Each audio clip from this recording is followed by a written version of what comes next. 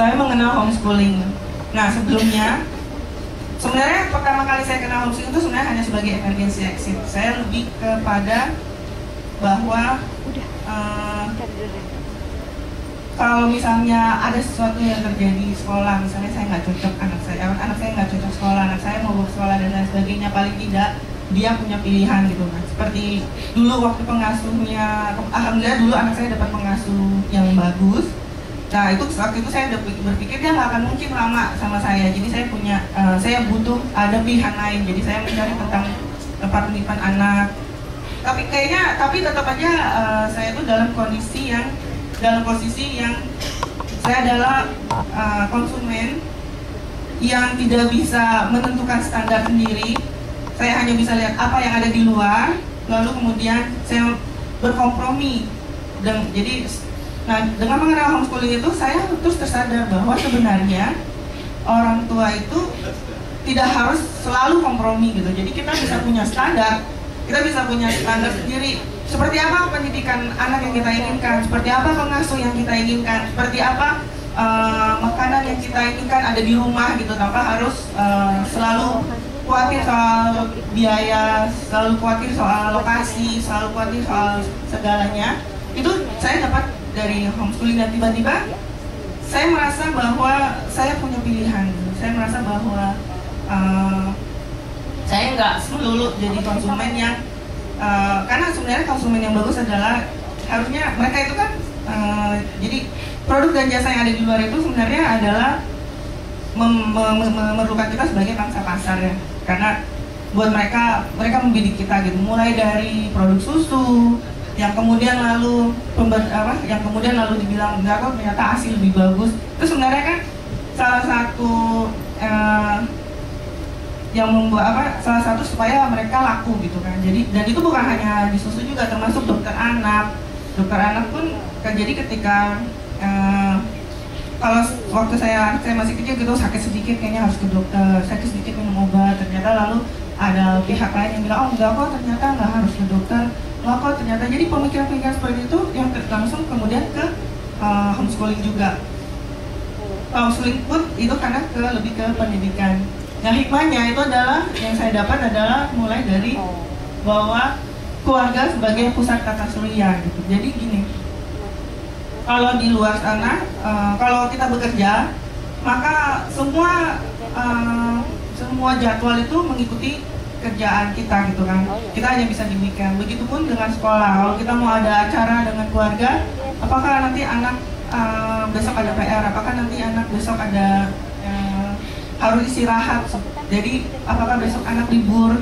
Dari situ berarti keluarga bukan sebagai pusat tata surya, tapi sekolah yang jadi pusat tata surya, dan kerjaan kita yang jadi pusat tata surya. Makanya kemudian saya mengenal banyak keluarga homeschooling yang juga entrepreneur gitu, karena mereka bisa punya waktu yang bisa mereka atur sendiri, yang mereka nggak harus menggantungkan pusatnya kemana-mana, benar-benar keluarga sebagai pusat.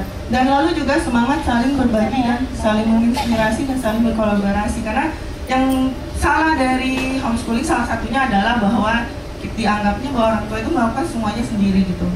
Sebenarnya orang tua pun, orang homeschooling pun masih memerlukan orang lain gitu untuk mendidik anaknya, dan pada kenyataannya untuk saling bisa semangat adalah seluruh keluarga homeschooling itu kita saling menginspirasi dan saling berbagi. Nah di sini kemudian kita merasa bahwa kita tuh bisa melakukan sesuatu gitu. Jadi kita nggak harus menitipkan anak ke pihak lain, tapi kita juga bisa titipkan mungkin, tapi kita juga bisa punya andil gitu. Tidak hanya yang penting kamu masuk sana sekolah terus ya udah gitu, atau misalnya yang penting anak gue udah dipegang sama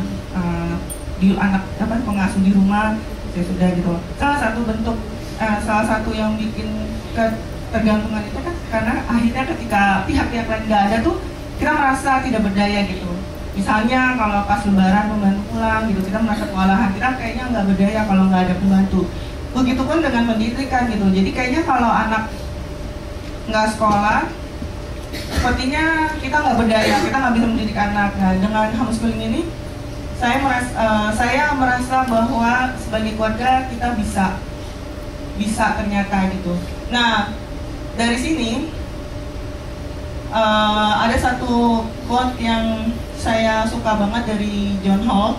John Holt itu adalah bapak gerakan homeschooling modern Amerika, yaitu dia di bukunya Teach Your Own ini panjang tapi kira-kira seperti ini.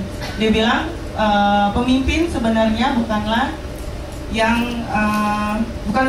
orang yang punya follower gitu. Justru pemimpin itu sebenarnya adalah orang yang bisa menginspirasi orang lain untuk menjadi pemimpin lagi gitu.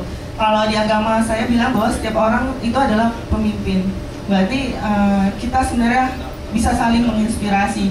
Nah, di buku ini John Holt itu sebenarnya membicarakan keluarga. Dia membicarakan ibu, membicarakan peran ibu dan ayah untuk mendidik anaknya. Jadi karena saya pernah dapat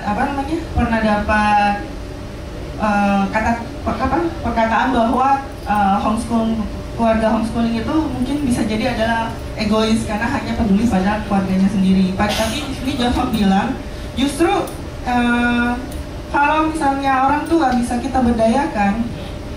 Jadi kalau misalnya kelompok lain mereka punya ide lalu mengumpulkan 30 anak yang kemudian lalu mereka didik, yang dititipkan orang tuanya ke situ supaya bisa didik oleh mereka. Nah, kalau dari sudut pandang homeschooling adalah 30 anak itu punya 30 orang tua. Kalau kita berdayakan orang tuanya, maka sebenarnya bisa jadi itu lebih cepat karena satu anak dapat satu orang dewasa yang peduli pada dia.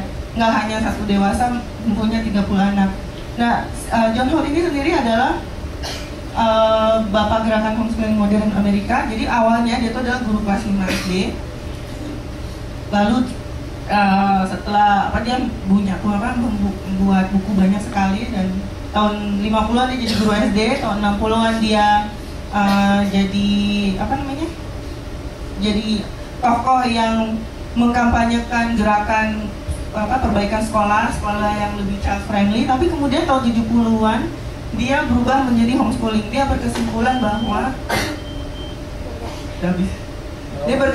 bahwa ternyata sebenarnya untuk pendidikan anak itu justru mulai dari rumah gitu. Dan untuk apa saya memperjuangkan sekolah yang lebih baik, tapi tidak langsung mendidik ke anaknya sendiri gitu. Lebih baik langsung aja ke pendidikan anak, berarti melalui dari keluarga. Nah, dari sini kemudian saya beberapa waktu yang lalu bertemu dengan teman-teman yang satu visi itu, satu frekuensi itu. Kami membuat klub oase. Maaf ini Mas Kresna, lewat waktunya. Jadi klub oase ini adalah klub pemberdayaan keluarga. Jadi kami mencoba untuk menginspirasi keluarga lain untuk lebih berperan di rumah gitu. Jadi bukan hanya titip anak, bukan hanya berada di rumah, tapi benar-benar bisa terlibat dengan anak-anaknya di rumah gitu. Nah, di sini dimulai dari misalnya kegiatan-kegiatan sederhana sih, tapi sebenarnya ini mulai dari keluarga untuk keluarga. Jadi kita di sini volunteering, tujuannya tuh sebenarnya hanyalah jadi sebagai fasilitator. Jadi misalnya ada kedepannya kita harapkan ada orang tua yang punya ide, lalu kita eksekusi bareng-bareng. Tapi jadinya anak itu tanggung jawab dari keluarganya sendiri. Terus nah ini tips-tips di rumah. Saya dari tadi ngomong apa ya? Jadi sebenarnya gini, saya senang banget tadi dengar soal reading box gitu ya, soal musik pada anak gitu. Karena itu sebenarnya kan paling utama pasti harus orang tua gitu kan. Mungkin bisa jadi itu diterapkan di sekolah, bisa jadi diterapkan oleh pendidik lain, tapi tetap aja peran utama pasti di sekolah gitu. Nah, di sini ada beberapa tips yang bisa kami berikan buat teman-teman yang sudah jadi ibu atau ayah gitu ya. Benar juga Reading Box bilang 10 menit satu hari itu sebenarnya sudah lebih cukup, seperti itu. Dan yang penting adalah let's share gitu, ayo kita sharing, karena selama ini yang saya dapatkan di luar keluarga homeschooling adalah kita lebih nyaman kalau kita sharing soal sesuatu yang buruk gitu. Misalnya anakku hari ini panas, nggak bisa dikasih apa ya, anakku hari ini anakku nggak suka makan, mau dikasih apa ya, anakku di sekolah nggak bagus, nggak semangat belajar, harus bagaimana ya. Tapi untuk sharing sesuatu yang baik itu kayaknya ada rasa enggan gitu. Jadi manfaatnya dari sharing itu adalah yaitu saling menginspirasi, karena itulah sebenarnya yang bisa membuat keluarga homeschooling itu selalu semangat gitu, karena kita bisa saling contek mencontek kegiatan, bisa saling menginspirasi seperti itu. Tapi untuk sementara yang pasti kesimpulannya adalah do something so you can be together, not be together to do something. Jadi maksudnya seperti orang pacaran aja gitu ya, kita ketemu, kita melakukan sesuatu itu buat alasan doang, yang penting kita bisa bareng-bareng, kita bisa connect bareng-bareng, kita bisa saling mengerti bareng-bareng gitu. Jadi kegiatannya sebenarnya nggak penting gitu, yang penting kita bareng-bareng ya, bukan ada satu project lalu kita akhirnya fokus ke project itu gitu. Kita mengerjakan sesuatu, kita bersama untuk mengerjakan sesuatu, tapi justru kita bagaimana supaya kita bisa bareng-bareng, itu aja sih. Dan terakhir adalah selamat bersenang-senang dengan keluarga Anda.